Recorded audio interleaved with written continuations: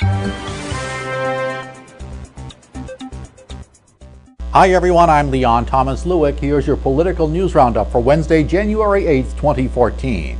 New Jersey Governor Chris Christie, who many consider a probable candidate for president in 2016, finds himself in the midst of what could be called lane closure gate.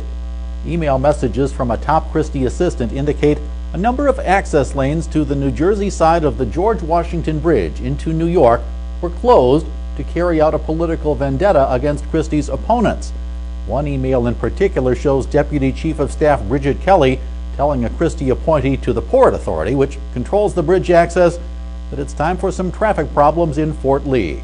A few weeks later, the access lanes were closed, causing major traffic tie-ups leading onto the country's busiest bridge. Opponents say the traffic problems were triggered as revenge against a New Jersey town mayor who declined to endorse Christie. There was a period of time before a state Supreme Court ruling this week that same-sex marriages in Utah were considered legal. Hundreds of gay and lesbian couples tied the knot during that period, but now the state says those marriages will not be legally recognized. This week, the Supreme Court issued an injunction against the same-sex marriages until the state could appeal the case. The state officials say the status of the marriages that took place during that 17-day period in question is that they are on hold until further notice. The next ruling in the case is expected by March. The Obama administration is speaking out against what it says is the overuse of zero-tolerance policies for violations of public school rules.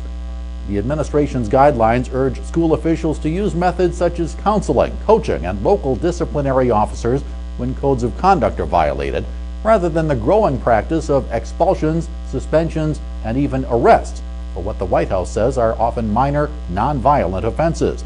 The recommendations come from Education Secretary Arne Duncan and Attorney General Eric Holder. And another state could be headed toward legalization of marijuana. New York Governor Andrew Cuomo plans to allow the use of marijuana for medical purposes. In his State of the State message, Cuomo says he'll issue an executive order paving the way for the use of cannabis. The use in New York is expected to be more restrictive than other states where marijuana could be prescribed for conditions such as backaches. New York would become the 21st state, in addition to the District of Columbia, to have passed laws allowing the use of weed for medical or other purposes. That's your political news roundup for Wednesday, January 8th, 2014.